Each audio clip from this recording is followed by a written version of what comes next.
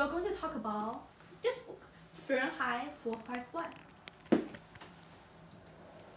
So the basic background is the book is talking about a world where no one reads. Reading has become illegal. The fireman who once put fire out starts setting fire to burn all those books. Everyone seems to be happy because the idea is we will all be happy and destroy all the things that make us unhappy, such as book. We burn it, so we will always be happy. People have no sympathy.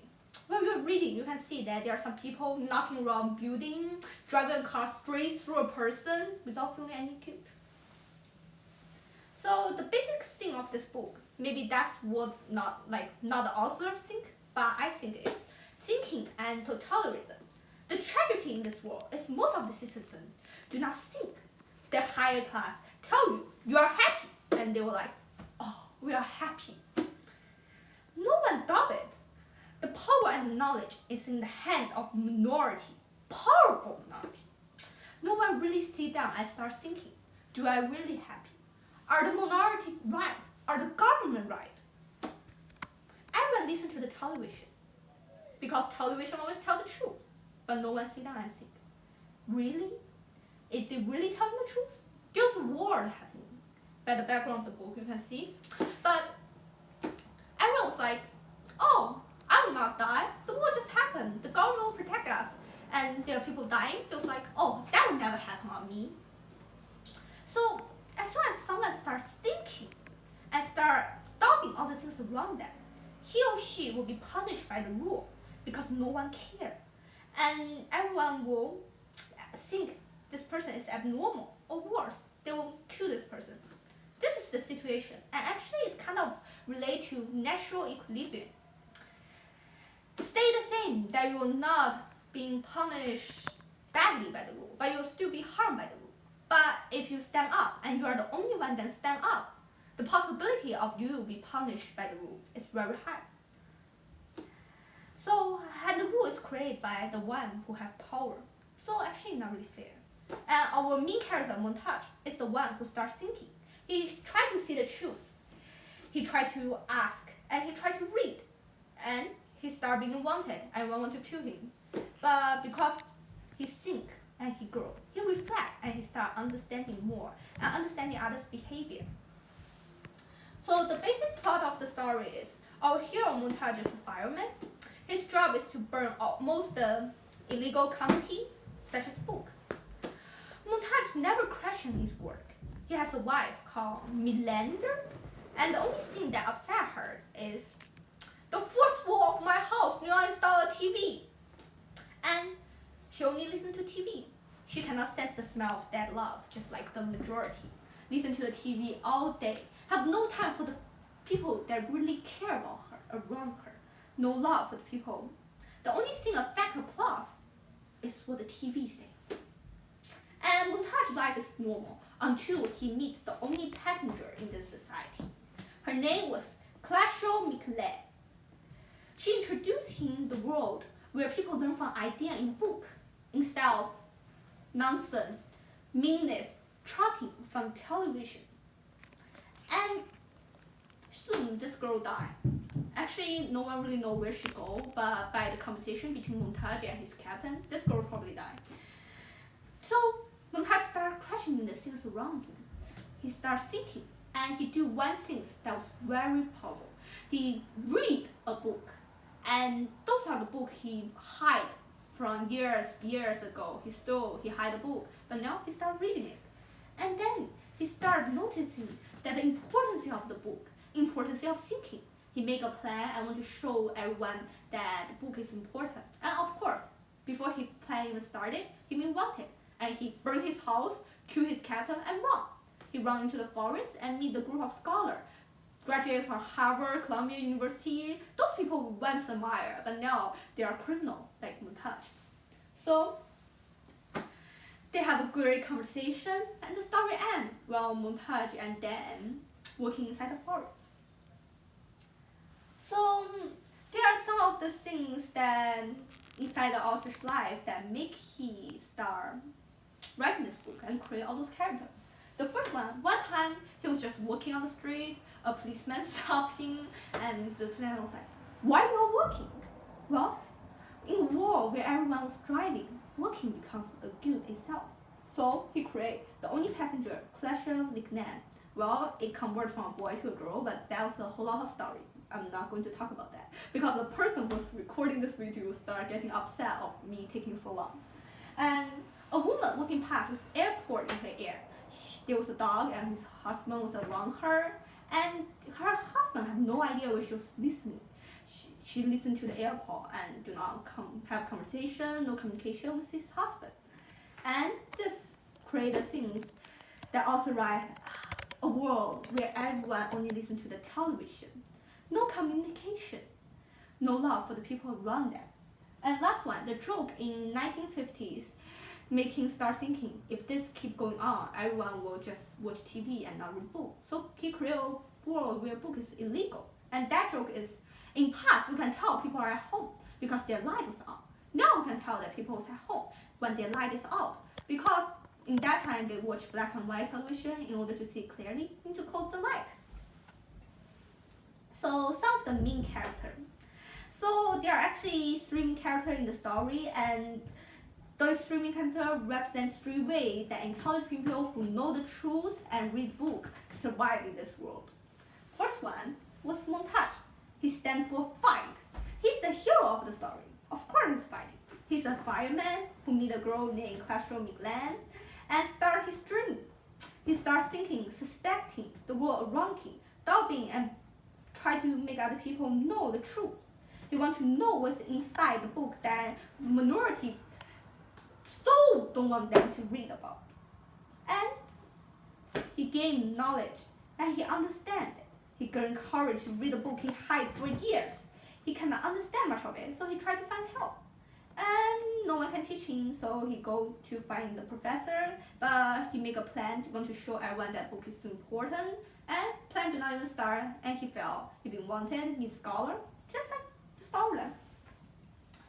So at first, at the beginning, he was a person that could not control his temper. He believed he will always success. If there was something that bothered him, then just burn it. This could probably due to the social background in the story. The society believed you should always be happy. So he never learned to do with unhappy. Moreover, every time when bad thing happened, people was like, this will never happen on me. I will always success. So probably that's why he think about that. And later in the end, he read, he reflect, he goes through a journey. He noticed that I need to learn to control my temper because he cannot control his temper. So he get angry and shout out his plan when other people said book is bad, which caused his plan to fail. And also, to learn to understand others, learn to value nature, and learn to the importance of thinking and reading. And also, burning cannot solve all the problems. So actually his plan was like, I will put all the book inside the fireman department and call the firemen so they will burn them. And people will stop doubting why the firemen have the book that they don't want us to read. And one time his wife and his friend was like, oh, the book is bad. And he was like so angry, so he carried the book out and read it in front of them. In a society where reading is illegal, you read a book in front of public, well, you're probably going to be wanted. And the second one was Captain Bitter, who been killed by Montage. He was kind of like the villain in the story, stand in the majority side, want to do something bad, but actually not really bad because we cannot really say good and bad in this situation. It was just a world where everyone was a tragedy. He stands for obey. He's the captain of the firemen, strong supporter of the majority. Based on his ability to quote from famous person, he probably read. And he know the history of firemen, which supported my idea he read. So why did he stand on the majority side? I put money on he actually lose hope for the world. And which later on, the story supported my opinion when Montage put fire on him, he do not even struggle. And he's the one that pushed Montage into the extreme of setting him on fire. He stand on the world side. And he probably just doing his duty. I'm the department chair of the firemen. and my duty is to burn all those illegal goods. I should burn it. So he was probably success at the end. He keep his hope and he finally get out of the world of charity like that. And next, Professor Faber. Professor Faber, he's not brave enough to speak up. He was like sitting in the library while everyone was trying to fight and those people get killed. He's sitting in the library while the last library had been closed down and been kicked out. He stands for hide. He hide in his basement, doing all the things he like, hiding book. But he did not really stand up to fight. And when Montage come to him, he was like, okay, I give you a machine, you put in your air, I will direct you to what to do. And he would just hide in his basement. But when Montage is being wanted and start fighting him again, he get the courage to stand up and fight. So those are some changes. At the beginning, he was a well-educated but not brave enough person.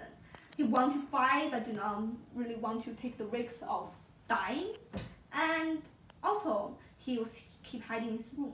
Probably due to the background that he know the experience of book become honor things into a guilt. And he see all those people around him start fighting and dying. In the end, Montage enthusiastic like his spirit. He decided to leave his room and start fighting. He actually get out of his room and he learned that if you keep hiding away from the problem will just beat you harder, which always happens. And the conflict, there are actually 3 conflicts in the story, and not all conflicts have a result, a solution. So the war conflict, read or not read. Well, the majority who have power choose not to read, and the majority actually do not have power. The minority who have power choose to not read, and the majority listen to them, so they don't read. But there was other minority who don't have power, but they know the importance of reading. So all they can do was like the scholar, hide inside the forest, telling all the story in the book to his grandchild, until one day the world needs those precious, valuable gold of the human society again, and they will come out and rewrite the book. And Montage family conflict. Montage still care about life. He still want to know the truth of nature, but Miglen, his wife, only want to listen to the television and have no time to share for his husband or the people around her. And at last, she's the one that turned Montage in. And majority who listen to the minority who has power visit the one that don't have power and know the truth, suffer from persecution. The government visits the scholar. So those are some quotes I quote from the book. The first one is, he had not known fire could look this way. He had never thought in his life that it could give as well as take. Montage said this. Montage was a man that was like, always use fire to burn. Fire burned his house, burned his captain, burned his life. And this is the time when he was sitting with the scholar, and he see that fire is actually one of the great creation in human civilization. It makes you stuff, it gives you warmth, and it gives you light. So sometimes you cannot say that things is good or bad. Everything has 2 sides. You cannot say, oh, this is good because in the other side it must be bad. So we should learn to involve both sides. Otherwise we'll be stuck in the corner. Because in Montage he was like, fire only kills, so he never know the creation nature of fire. So never use fire for creation. And also, prom. This is a bad word, I'm not saying it. And tempered. And you have, okay, a bad word again. At very start, you vomit on everything and on yourself. Well, this is the things that teach us we should control temper. Montage learned this. Because he was so angry, he threw the book on, which destroyed the whole plan and be wanted, destroy his life. Well, you should learn to control your temper. So when facing big situation, you will not show your weakness. And the last one, if someone tells you what a story about, they are probably right. If they tell you what our story about, they are probably wrong. Well, that's true, but unfortunately, not much people know that. The minority who have power tell the one that reading equals not happiness. But what is happiness? maybe they found it happy, but someone else may find it unhappy. I feel like if you want to know what happiness really is, you must experience all the other. Just like for tasting sweet, if you want to know what sweet really tastes like, you need to taste bitterness first. And after you take all the taste, you will know the real experience of sweetness. It works as emotion. You don't have comparison, you never experience other things, you will not know what the contrast and what it itself is. So those people do not really know what they feel like. They just thought that is happy and they are happy. So the basic setting of the story, I like most of the choice except two settings. The character, the main character montage.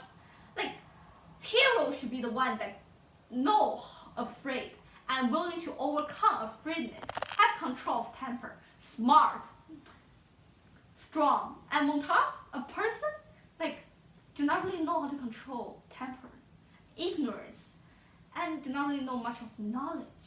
He becomes the hero in the story. Okay, maybe I'm too young to understand. Also, the ending. Montage just work with scholars, the forest. We do not see fight. The world was not savior. What about his anger? He just walked inside the forest. That was like. So I asked my English teacher, and she said, that means life should go on. What? Maybe I'm too young to understand. And last, what did I learn? Well, it's really hard to know what's really inside Oss's mind when he's writing. Probably he do not know it himself. I actually learned 3 things. One thing I told you before, if you never taste bitterness, you can never experience sweetness. After you taste all kinds of things, you can know what sweet really tastes like. That works same as emotion. The second one is, the people who know the truth control the power. They do not kill the normal citizens who don't know the truth. They don't kill their body. They kill their spirit. Control their spirit. Brilliant, but also scary. Without much of a fight, control citizens, making them obey everything.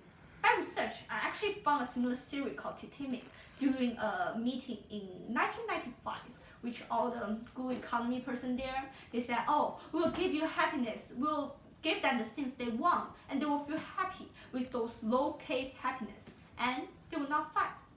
Which is actually working over internet nowadays. Kind of scary. YouTube, museum, play park. Those things are things that stop you from working hard. But really, still a debate question. I'm not debating it with you. I'm just saying my opinion. And the last one, if a statement be repeated 1,000 times, it becomes true. It was like everyone's repeating that book is bad, and now everyone thinks the book is bad. Worse, they will even repel the real truth when they believe fake stuff, which kind of work on internet. When rumors spread on internet, many people give thumb up, many people supporting it. Some of the influenced politicians like, oh, that's true, and you start believing it, never doubting it, if they really the truth. Okay. So comment section, I'm running out of time. So in the latter part of the book, there will be a comment section of all the authors saying the things they think about the book. Some of the authors really read the book. They all think it was a good book. Explain like it was in the real world. They explain the different character and what they feel. For example, one of the comments suggests that the Millennial was actually a passenger, and if passenger is standing as the person that's different from other, the minority who don't have power, but maybe they are telling the right things. Maybe the truth is in the hand of minority, but majority never know. Okay. So the last one are some recommendation of book. I choose those 3 books. I read them all. Maybe one day I will do a comment section on those. So the main point, no. In a time when money respects power, of course I'm not living in that era, and also I'm not living in an era in this book. So it gave me the experience that was kind of same. And also, they have a similar culture where the rich guy have the power, where the people know the truth have the power. Well, kind of similar. And also the world of life.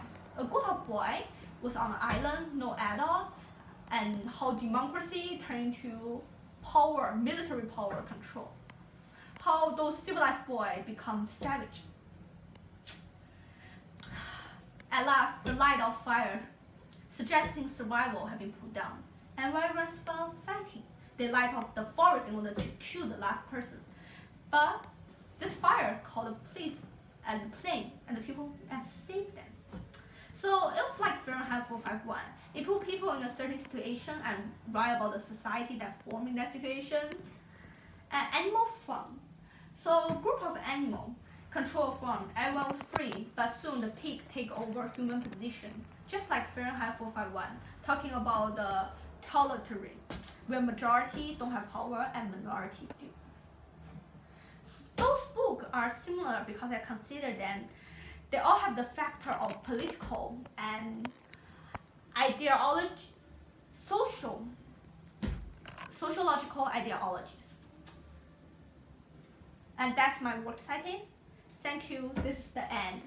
I can tell you are very upset about my time consumed. Bye.